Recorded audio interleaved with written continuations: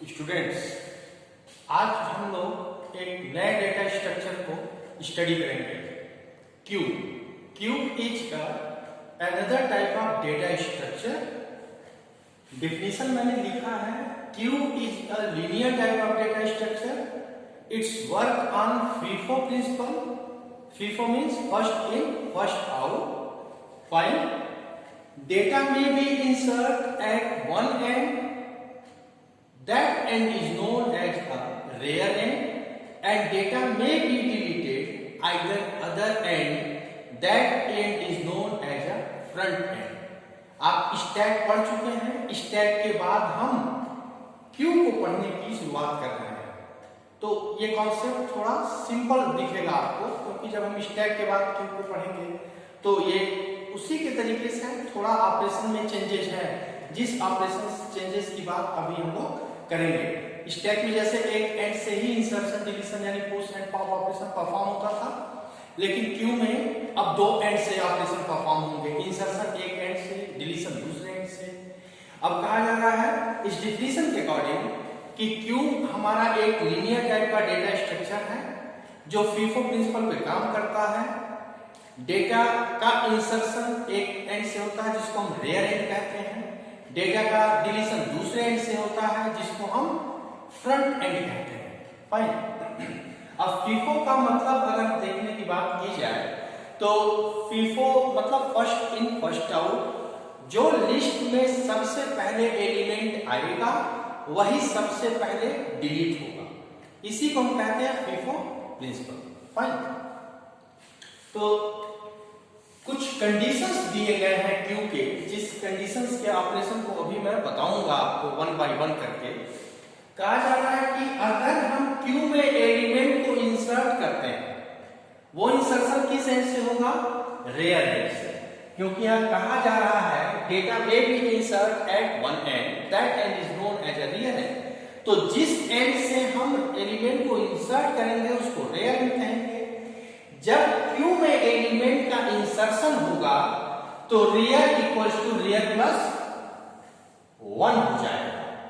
Fine, अगर हम Q से एलिमेंट को डिलीट करेंगे तो डिलीशन ऑपरेशन दूसरे एंड से होगा, जिस एंड को हम फ्रंट एंड कहते हैं। Fine, front end. अगर क्यू से एलिमेंट को हम डिलीट करेंगे तो फ्रंट की पोजीशन फ्रंट प्लस 1 हो जाएगा, जैसे यहां पर मेंशन किया गया है कि if deleting the element from the queue, then front equals to front plus 1. अब if only one element into the queue, अगर queue में एक एलिमेंट होता है या बचता है तो फ्रंट और रियर की पोजीशन हमेशा इक्वल होगी। फाइन, ये देख सकते हैं, इस पर अभी हम लोग डिस्कशन करेंगे। कह रहे हैं कि ओवरफ्लो कंडीशन और अंडरफ्लो कंडीशन की जरा बात की जाए तो कह रहे हैं कि अगर एलिमेंट को हमें इंसर्ट किया करना पड़ेगा तो first check the under overflow condition. अगर रेयर की पोजीशन मैक्स माइनस 1 के बराबर होती है, क्यों हम ओवरफ्लो कंडीशन रेयर को ही चेक कर रहे हैं? क्योंकि जब इंसर्शन हम करते हैं तो रेयर एंड से करते हैं। उस स्थिति में हम रेयर की ही पोजीशन चेक करेंगे, क्योंकि रेयर ही इंक्रीमेंट करता है। तो रेयर अगर मैक्स माइनस 1 के बराबर होता है तो ये कंडीशन हमारी ओवरफ्लो कंडीशन को इंडिकेट करेगी। फाइन, अंडरफ्लो की कंडीशन में दो बातें रखी गई हैं। एक front and rear equals to -1। अगर ये होता है फ्रंट और रियर -1 पे है तो हम बता देंगे कि हमारा क्यू अंडरफ्लो कंडीशन में है। और दूसरी जो कंडीशन रखी गई है, if f is greater than r then again underflow condition आ रहा है। यानी सिंपल क्यू में कभी भी फ्रंट रेयर से ज्यादा नहीं हो सकता। अगर फ्रंट की पोजीशन रेयर से ज्यादा हो रही है, ये अंडरफ्लो कंडीशन को इंडिकेट करते हैं। तो आई थिंक जो ये स्टेटमेंट लिखे गए हैं, जो डिफिनीशन लिखे गए हैं, जो कंडीशंस क्यू के बनाए गए हैं, वो आपको समझ में आ गए होंगे। अब हम कंडीशंस को जरा एक्सप्लेन करते हैं वन बाय वन। फाइन, इसको नोट डाउन करना है तो आप नोट डाउन कर लें।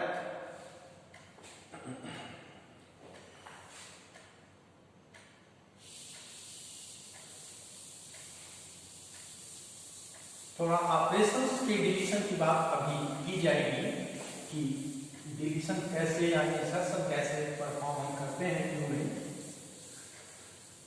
तो ये देखने की बात है।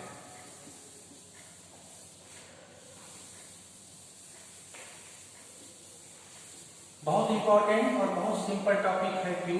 अगर आप थोड़ा सा ध्यान दे देंगे तो ये आपके लिए बहुत आसान हो जाएगा। ठीक है, अब इन कंडीशंस की बात करते हैं। एक क्यू मैंने बना लिया है, ये हमारा एक क्यू है,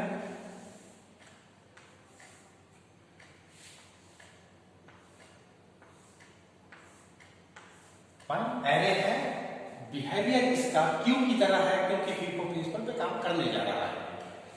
तो इंडेक्स की स्टार्टिंग 1 2 3 4 एंड 5 यानी मैक्सिमम 6 एलिमेंट हम इस क्यू में रख सकते हैं। इंडेक्स की स्टार्टिंग 0 से हुई है और लास्ट इंडेक्स हमारा 5 है, यानी हम इस आधार पे कह सकते हैं कि मैक्सिमम 6 एलिमेंट इस क्यू में आ सकते हैं। अब हमने दो एंड की बात करी है, एक रियर एंड की और दूसरे फ्रंट एंड की। एकदम क्लियर स्पष्ट बात है। इंसर्शन जब भी हम करेंगे तो रियर एंड से और डिलीशन जब भी परफॉर्म करेंगे तो फ्रंट एंड से। अब इन ऑपरेशंस की बात हम करते हैं। ठीक है, इस समय जरा हम अपने फ्रंट और रियर की पोजीशन देख रहे हैं, -1 एंड -1। इस समय हमारे क्यू में कोई भी एलिमेंट नहीं है, क्यू में कोई भी एलिमेंट नहीं है। अब कह रहा है कि फ्रंट और रियर ये इंडिकेट कर रहा है कि क्यू में कोई भी एलिमेंट नहीं है, तभी फ्रंट और रियर की पोजीशन -1 और -1। अब एक एलिमेंट में रखता हूं 10। अब 10 रखने के बाद हमने एक यहां पर कंडीशन में रखा है कि if only one element into the queue then front equals to rear. जब क्यू में एक एलिमेंट होगा तो फ्रंट और रियर की संख्या बराबर होगी। अभी इस पर मैं और डिस्कशन करूंगा क्योंकि यही सबसे महत्वपूर्ण पॉइंट है।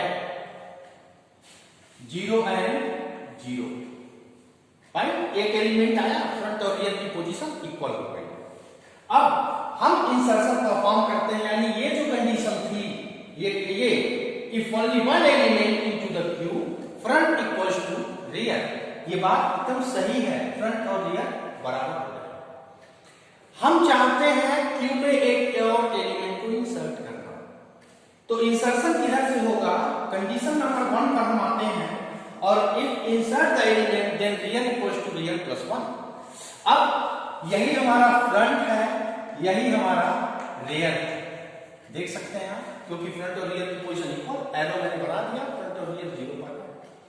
अब हम इंसर्शन रियर एंड से परफॉर्म करेंगे, इंसर्शन होगा तो रियर इंक्रीज कर जाएगा। तो सबसे पहले मैं रियर को चेंज करता हूं, रियर 1 पे आ रहा है, रियर आया 1 पे, यानी अब हम ये कह सकते हैं कि 20 यहां पर आ गया। अब हमारा रियर ये हो जाएगा, यानी रियर 1 पर, फ्रंट 0 पर। अब हमारी स्थिति क्या बनेगी? यहां पर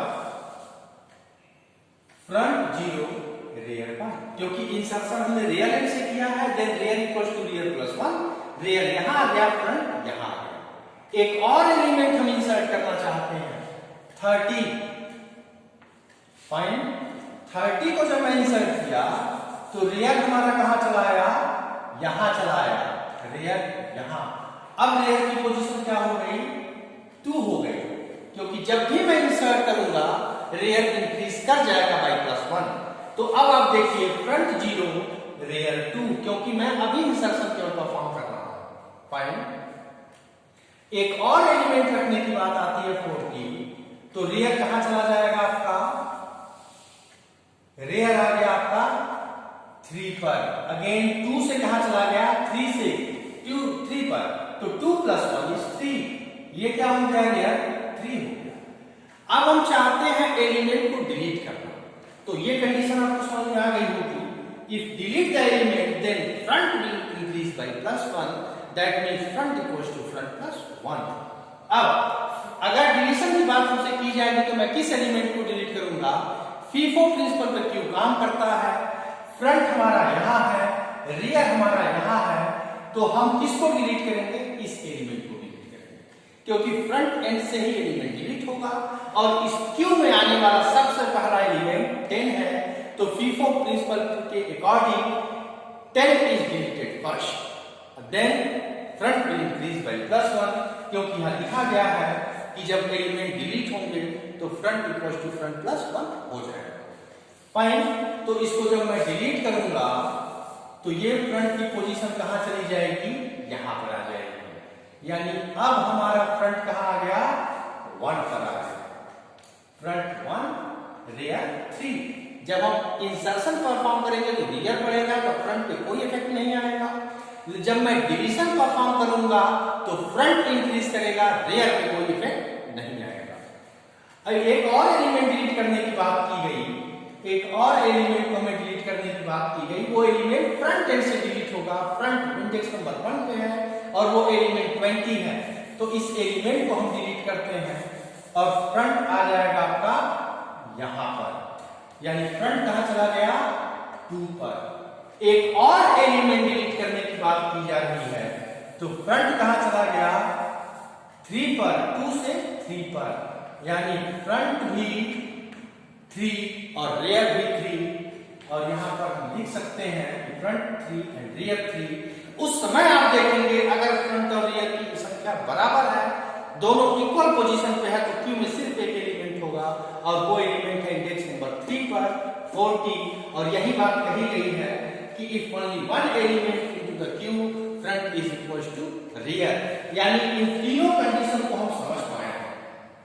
फाइन, अब हम चाहते हैं कि और एलिमेंट का डिवीजन किया जाए, हम एलिमेंट का डिवीजन करना चाहते हैं, तो ये 40 डिलीट होगा, और जब भी एलिमेंट डिलीट होते हैं तो फ्रंट इंक्रीज करता है।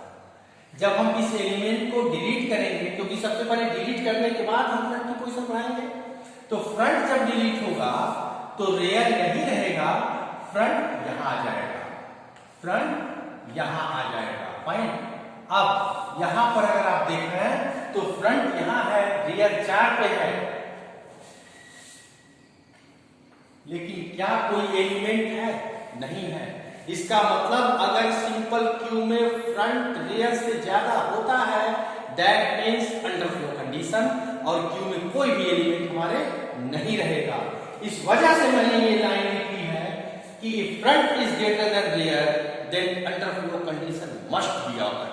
तो ये आप स्थिति समझ सकते हैं, यानी ये दोनों लाइन को आप समझ पाएंगे कि फ्रंट अगर रियर से ज्यादा हो रहा है, ये अंडरफ्लो कंडीशन को इंडिकेट करेगा, डेफिनेटली करेगा, जहां पे हमने करके ये बात देखी है। ओके, अब जरा ओवरफ्लो कंडीशन की बात करते हैं।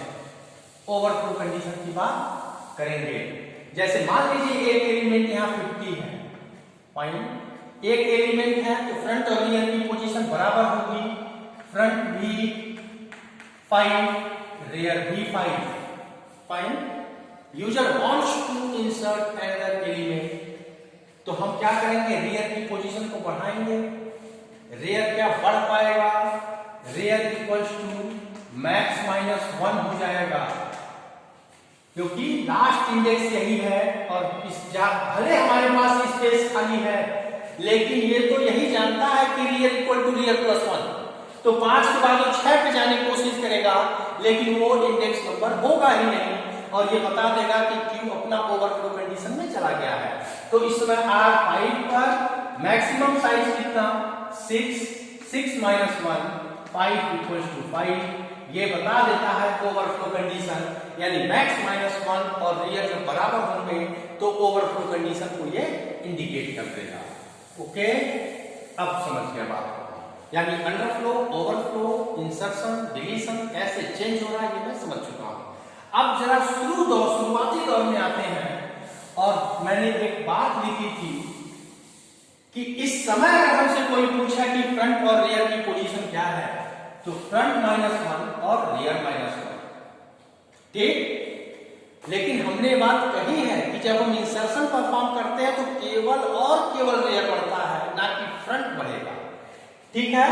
तो जब मैं एक एलिमेंट रखता हूं तो कैसे फ्रंट और रियर दोनों बढ़ते हैं। जैसे मान लीजिए मैं 10 यहां रखा, तो इसके बाद मैं लिख दिया था कि फ्रंट 0 और रियर 0, यानी अपनी ही बात से मैं कॉन्ट्रडिक्टरी बात कर रहा हूं। जब मैंने एक एलिमेंट रखा तो रियर को बढ़ना चाहिए था, फ्रंट को तो माइनस कर देना चाहिए था, लेकिन ये कैसे हुआ, इस बात पर अब हम थोड़ा डिस्कशन करना चाहते हैं आपसे, ये हुआ कैसे। अब कह रहा है एक लाइन हमने अभी देखी है कि फ्रंट कभी रियर से ज्यादा नहीं हो सकता। अगर फ्रंट रियर से ज्यादा होगा तो वो अंडरफ्लो कंडीशन को इंडिकेट करेगा। तो कह रहा है इंसर्शन करने से पहले फ्रंट की पोजीशन को बढ़ाओ, यानी फ्रंट को कहां कर दो, 0 पर कर दो और रियर को -1 पे बने रहने दो। ठीक, हमने फ्रंट को 0 कर दिया, रियर -1 है इंसर्शन से पहले। तो कह रहा है इससे क्या करता, कोई फर्क नहीं पड़ेगा, फ्रंट तो रियर से ज्यादा अगर है तो हम अंडरफ्लो तो मान ही रहे हैं। तो कह रहा कोई फर्क नहीं पड़ता। अब फ्रंट 0 पे आ चुका है, रियर -1 पे आ गया है, अब एलिमेंट का इंसर्शन परफॉर्म करो। हमने 10 रखा, रियर +1 हुआ, -1 से 0 हुआ। अब मैं कह सकता हूं कि एक एलिमेंट के इंसर्ट होने के बाद फ्रंट और रियर दोनों इक्वल हो गए। तो ये बात आई थिंक आपको समझ में आ गई होगी कि जब पहला एलिमेंट का हम सिर्फ पहला एलिमेंट का जब इंसर्शन करते हैं तो सबसे पहले फ्रंट के पोजीशन को इंक्रीज कर देते हैं, तब हम इंसर्शन परफॉर्म करते हैं। तो ये था हमारे क्यू का कॉन्सेप्ट। अब शायद आपको समझ में आया होगा। तो सिंपल क्यू का कॉन्सेप्ट ये है।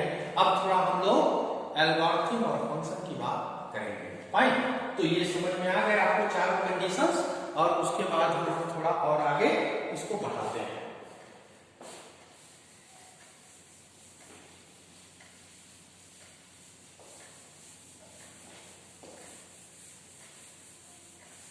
ये टॉपिक है बहुत इंटरेस्टिंग, बहुत सिंपल। इसको अगर आप थोड़ा ध्यान से पढ़ेंगे तो इन सब में कोई दिक्कत नहीं आएगी किसी भी टॉपिक में। Fine,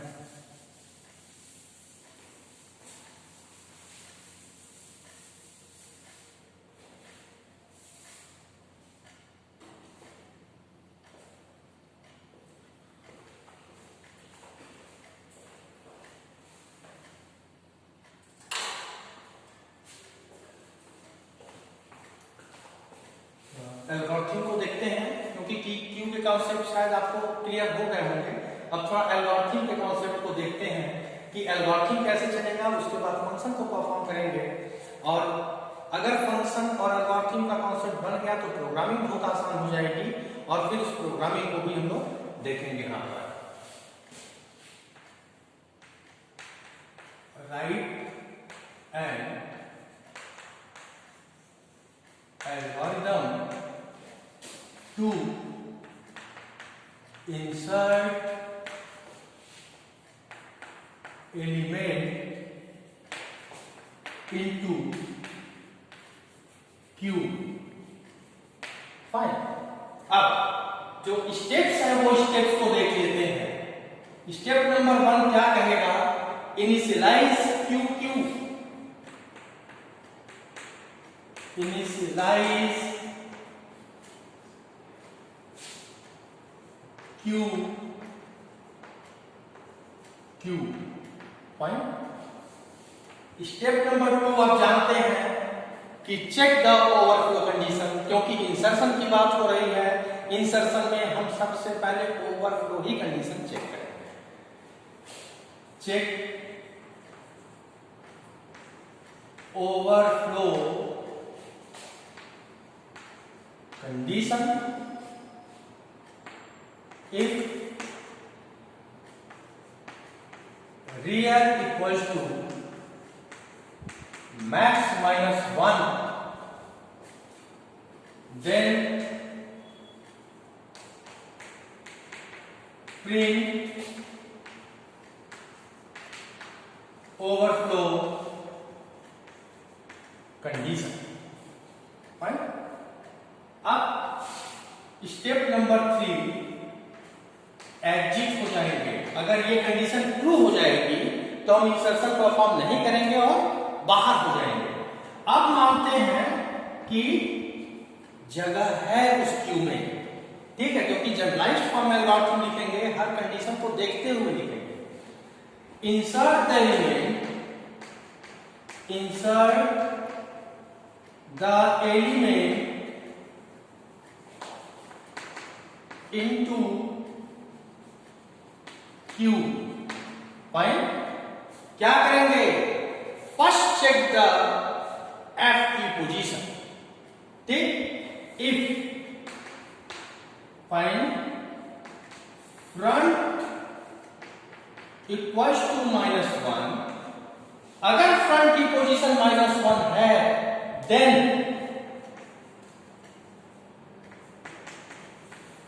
front equals to 0। अगर फ्रंट -1 है तो अंडर कंडीशन में है, कोई भी एलिमेंट नहीं है। हमने अभी आपको बताया था कि इंसर्शन से पहले फ्रंट की पोजीशन को बढ़ा दो, उसके बाद इंसर्शन परफॉर्म, ठीक है। तो front, if front is -1 then front 0। अब क्या करेंगे? रेयर की पोजीशन को बढ़ाएंगे। स्टेप नंबर 5 में rear equals to rear plus 1, ठीक। हमने ये कंडीशन चेक करी, ये कंडीशन सही था, तब हमने फ्रंट की पोजीशन को बढ़ा दिया। फ्रंट 0 पे है, रेयर -1 पे है। अब हमने rear equal to rear plus 1 किया और एलिमेंट को इंसर्ट कर दिया। और स्टेप नंबर 6 में आएगा कि set Q rear equals to element, और स्टेप नंबर 7 में एग्जीक्यूट है। ये एल्गोरिथम है, फाइन। तो आप देख सकते हैं ये algorithm to insert element into Q.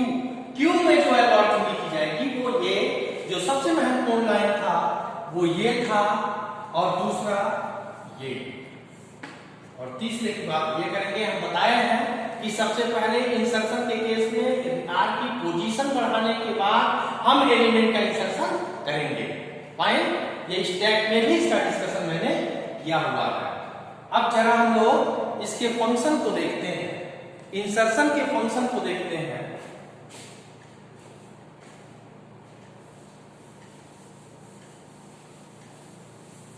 बहुत सिंपल, कितना आसान लग रहा होगा आपको।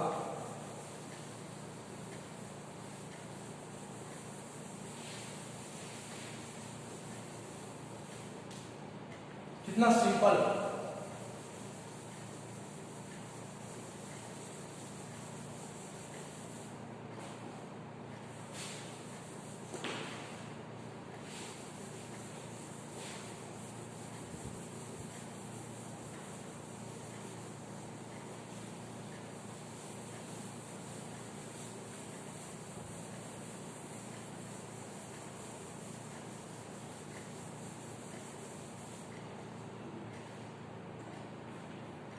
अब जरा हम लोग इंसर्शन की एल्गोरिथम देखने के बाद अब जरा इंसर्शन के फंक्शन को देखते हैं, फाइन। क्योंकि इंसर्शन का भी एल्गोरिथम देखा है, तो इंसर्शन के फंक्शन को देखते हैं, फाइन। उसके बाद हम लोग डिलीशन के एल्गोरिथम को देखेंगे, फिर डिलीशन के फंक्शन की बात करेंगे, okay. Right a function in C to insert element into Q, fine. Write a function, write a function in C to insert the element into the Q। सबसे पहले void insert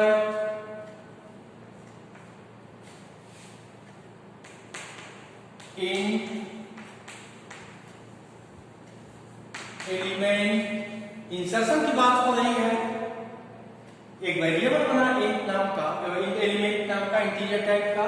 इंसर्शन करने से पहले first check the overflow condition. If rear equals to max minus 1, क्या print कर देगा? printf q is overflow। फाइन। अगर ये कंडीशन फॉल्स हुई तब एल्स के बाद की लाइन चलनी स्टार्ट हो जाएगी। ओके, तो सबसे पहले हमें क्या देखना है कि फ्रंट की पोजीशन कहां है। फाइन। इंसर्शन से पहले सब यही ध्यान देना है कि ये कंडीशन तो फॉल्स हो गई कि रियल मैक्स माइनस 1 के बराबर नहीं है, तब मैं इस लाइन के बाद चल रहा हूं। क्या फ्रंट कहां है? क्या फ्रंट कहीं -1 पे तो नहीं है? कहीं कोई एलिमेंट ऐसा तो नहीं कि कोई एलिमेंट ही नहीं हो, तब फ्रंट और रियल -1 पे है। तो first check the position of front. तो कह रहा है कि इफ फ्रंट इक्वल्स टू -1, अगर फ्रंट -1 के बराबर है तो फ्रंट को कहां कर दो? फ्रंट इक्वल्स टू 0 कर दो। ठीक, 0 मैंने कर दिया। अब मैसेज प्रॉम्प्ट करो यूजर को, printf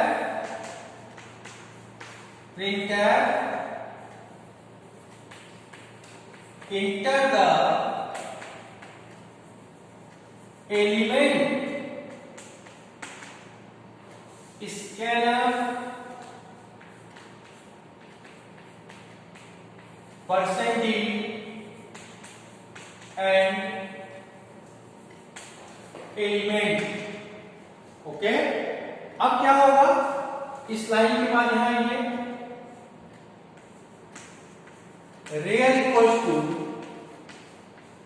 रियल +1, फ्रंट को -1 पे चेक किया, ट्रू था तो फ्रंट को 0 पर कर दिया। उसके बाद मैसेज यूजर को प्रॉम्प्ट हुआ, यूजर एक वैल्यू इनपुट किया, रियल की पोजीशन रियल +1 किया गया। उसके बाद q rear equals to element. कितना सिंपल, इतना सिंपल, जो हम लोग अभी कॉन्सेप्ट की बात कर रहे थे, सब कुछ उसी पे किया गया और देखिए प्रॉब्लम सॉल्व हो गया। अब जरा डिलीशन की बात करते हैं। फाइन, ये इंसर्शन का ऑपरेशन परफॉर्म हो गए। ये ओवरफ्लो कंडीशन f-1 पे था तो 0 पे किया, उसके बाद रियल की पोजीशन को इंक्रीमेंट दिया गया। फाइन, अब थोड़ा और आगे बढ़ते हैं।